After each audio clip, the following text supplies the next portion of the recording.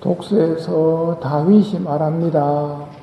나는 향백나무 궁에 사는데 하느님의 궤는 천막에 머무르고 있어. 이 말을 들으신 하느님께서 나탄 예언자를 통해 말씀하십니다.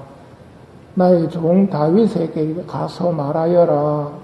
내가 살 집을 내가 짓겠다는 말이냐. 내가 이스라엘 어느 지파에게 어찌하여 나에게 향백나무 집을 지어주지 않느냐고 한마디라도 한 적이 있느냐. 역대기 상권에도 비슷한 말씀이 나옵니다. 내가 어느 판관에게 어찌하여 나에게 향백나무 집을 지어주지 않느냐고 한마디라도 말한 적이 있느냐. 내가 살 집을 내가 짓겠다는 말이냐. 부정적인 것처럼 들리는 말씀인데 하느님은 마음을 보십니다. 사무엘에게 이렇게 말씀하셨습니다. 사람들은 눈에 들어오는 대로 보지만 주님은 마음을 본다. 하느님께서는 다윗의 마음을 보셨습니다. 내가 살 집을 내가 짓겠다는 말이냐 라고 하시면서 이어지는 말씀은 다윗에게 내릴 축복을 이야기하십니다. 네가 어디를 가든지 내가 함께 있으면서 너를 위대하게 만들어 주었다. 앞으로 다시는 불의한 자들이 너를 괴롭히지 않을 것이다. 모든 원수에게서 평온하게 해주겠다. 네가 죽은 다음 너의 후손을 일으켜 너의 집안과 나라가 영원히 굳건해지고 튼튼하게 될 것이다. 예수님을 다윗의 자손이라고 부르는 이유도 이 약속 때문입니다. 예수님이 언제 오십니까? 입당성이 말합니다.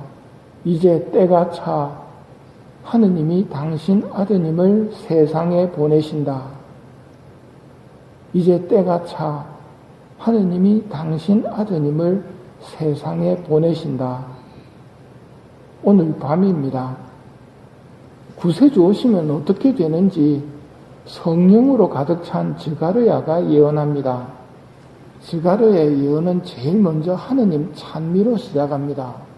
다음으로는 메시아께서 오시면 제일 먼저 당신 백성을 속량해 주실 거라고 예언합니다.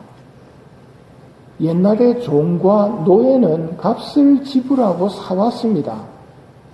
그 종을 누가 다시 자유인으로 만들려면 값을 지불해야 했습니다. 값을 치르고 되사는 것이 속량입니다. 메시아께서 오시면 제일 먼저 속량을 해줄 거라고 예언을 합니다. 아담과 하와는 뱀의 말을 듣고 범죄함으로써 죄의 종살이를 하게 되었습니다. 속량할 능력도 없고 방법도 모르던 인류를 속량해서 자유롭게 만들어 주실 분이 오신다고 성령께서 스가랴를 통해 말씀하십니다. 그분이 구세주 예수님이십니다. 구세주의 오심은 그냥 기쁜 날이 아니라 속량해 주신 하느님께 찬미를 드려야 하는 날입니다. 세상 사람들도 크리스마스라고 기뻐하는데 그런 수준에 머물면 안 됩니다. 속량해 주실 분이 오신다. 우리를 종살이로 유혹했던 그 원수, 우리를 미워하던 그놈들 손에서 우리를 다시 구원해 주실 분이 오신다.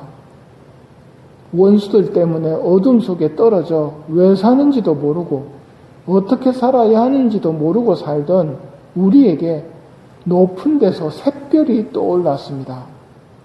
하느님께서 빛을 보내주셔서 어둠과 죽음의 그늘 밑에 앉아있던 우리를 비추어 다시 보게 해주십니다.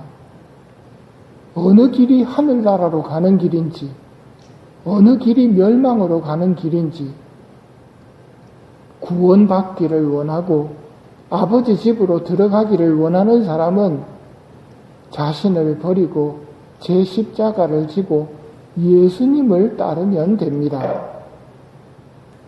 그런데 왜 자꾸 십자가를 지고 따르라고 하십니까? 현대인들이 가장 많이 묻는 왜 십자가냐고. 예수님과 함께 구원을 위한 고통을 봉헌하는 것은 귀중한 특권이며 예수님의 공로에 동참하는 것입니다. 나 자신만을 위해서가 아니라 영원한 멸망으로 떨어질 위급한 영혼들을 살리는 일에 우리를 동참시켜 주시는 것입니다. 십자가를 통해서, 고통을 통해서 멸망으로 떨어지는 이들을 영원한 천국으로 옮길 수 있는 힘이 고통에 있기 때문입니다.